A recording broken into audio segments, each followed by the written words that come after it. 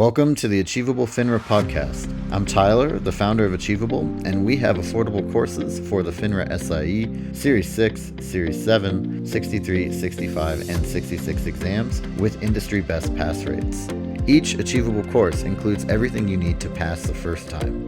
A full textbook, videos on key topics, thousands of questions backed by our memory-enhancing algorithm, and full-length practice exams.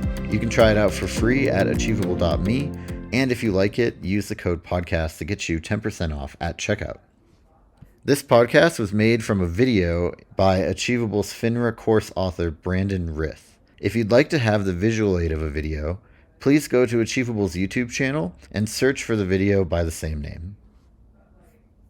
Let's talk a little bit about what an option-based income strategy is. Now, if we think about the term income, I would think, income means we're increasing our return specifically from the sale of an option. Sell an option, collect a premium, increases the amount of income we make overall. Keep in mind, there's only one way to make money on a premium of an option, and that's to sell it. And that's something you'll see when we look at both income strategies here. In both scenarios, we're selling an option technically against a stock position. The first specific income strategy we'll talk about is long stock short call together as one strategy, which we also refer to as a covered call. Similar to hedging strategies, we will think about the stock being our primary focus with income strategies as well. I'm bullish when I'm long stock. I want the market price to rise, and the higher the market price goes, the better. If I buy stock at 60, I want it to go up to 100, 200, 300, so forth. And I don't want the market to go down. If I buy stock at 60, worst case scenario, market price goes all the way down to zero and I lose my entire investment. So let's keep that in mind as we now shift over to the short call. A short call is an option that gives the investor the obligation to sell 100 shares of stock at the fixed strike price. So if we get exercised in that short call, we're going to be forced to sell the stock that we own at whatever the strike price is. There's a pro and a con here to be aware of. The pro to selling the call is that's money in our pocket. Sell the call, immediately make a premium, immediately increase your return just by doing so. But the con, the drawback of this strategy, is if we get exercised, we're going to have to sell our stock and we won't have much to say. So for example, if I buy stock at 60, and let's say that the highest price I think the stock will go to in the next 9 months will be 65. So I go short a 65 call. What does this mean?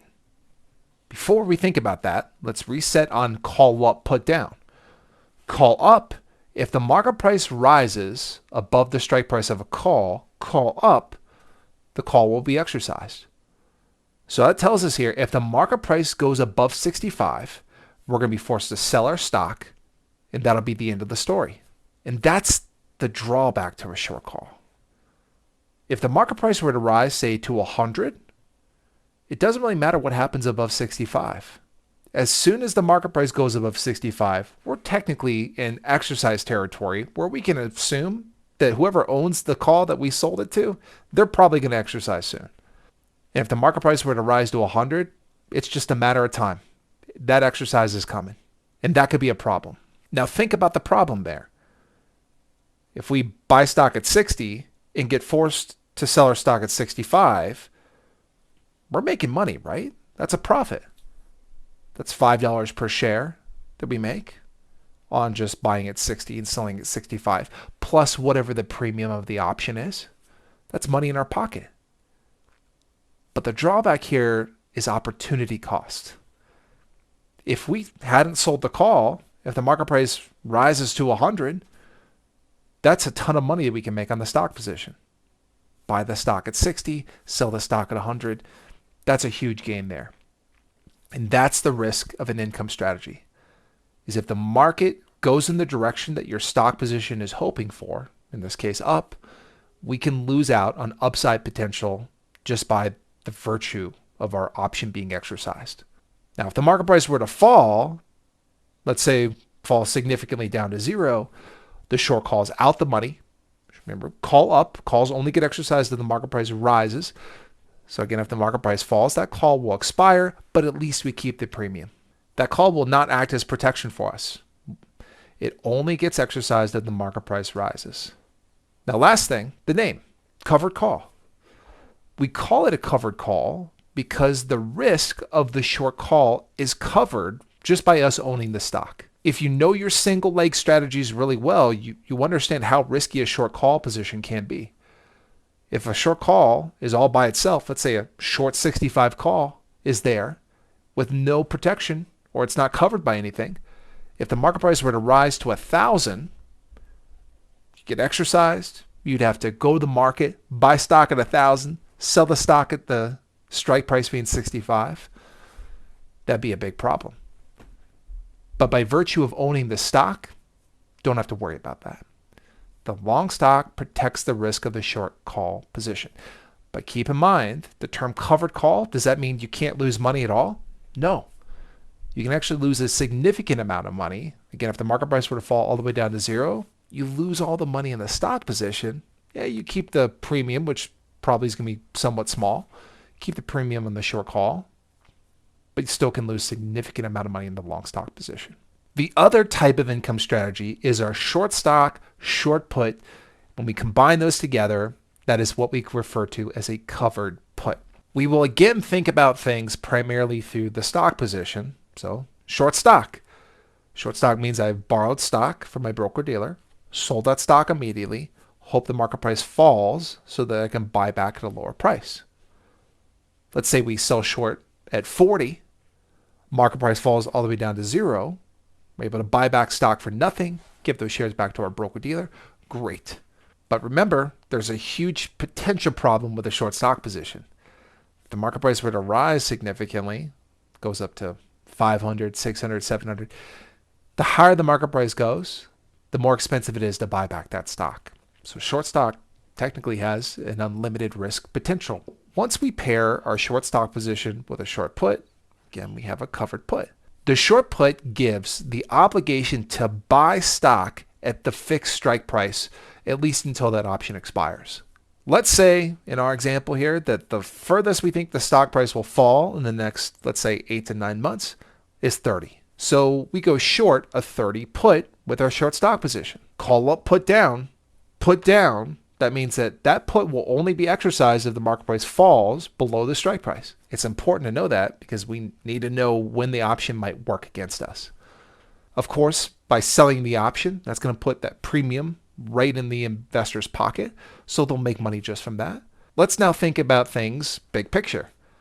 If the market price were to fall, let's say significantly, all the way down to zero, once the market price falls below 30, that short put goes in the money, put down, and will force the investor to buy back that stock at 30. So if the market price were to fall to zero, would the investor be super happy about that? Probably not. Because they know as soon as the market price falls below 30, that's the best case scenario.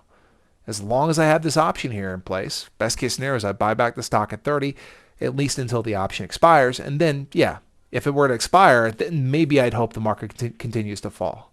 But again, in this example, market price going down to zero, the investor would love to buy back their stock at nothing, but the short put will force them to buy back the stock at 30. If the market price were to rise instead, remember, our short stock position is not too fond of that happening because, hey, the higher the market price goes, the more expensive it is for us to buy back the stock. And in this case here, the higher the market price goes, the worse it gets, even with the short put. Remember, put down, that put only gets exercised if the market price were to fall. So when the market price rises, yeah, that put's going to expire. We do keep the premium if the market price rises, but the point is that the investor still has a limited risk potential with their short stock, short put income strategy. Now, some of you might be looking at the name, covered put. Covered. Doesn't covered mean no risk or lack of risk? Yes and no. A covered put means that the risk of a short put, which is the risk of the market price falling significantly, the risk of a short put is covered by virtue of owning a short stock position. Short puts, as Individual standalone strategies lose money when the market price falls. The further the market price goes, the more you lose if you're just short a put. With the short stock position, you have something together with that short put that will actually make money as the market price falls. So that's why we call it a covered put. The risk of the short put is covered by the short stock position, but it doesn't go the other way. The short stock does not have any protection other than the premium that the short put collects. So bottom line, be careful with that terminology, covered put. Covered puts are still subject to unlimited risk potential, not because of the risk of the put, but because of the risk of the short stock position. So overall, how do we summarize income strategies? Well, if you want to figure out the market sentiment for an income strategy, they're flat, neutral. Investors typically take part in income strategies when they think the market's not going anywhere for a short period of time. If I don't think the market's going anywhere in the next, let's say, several months, why not make a bet on that? I could sell a call against the long stock position or sell a put against the short stock position. And if the market price does stay relatively stable or flat, the option will just expire. And yeah, I didn't make or lose any money on my stock position, but I made a premium on the option that I sold. But keep in mind that these are not hedging strategies. Losses can be significant and even unlimited depending on which strategy you're looking at.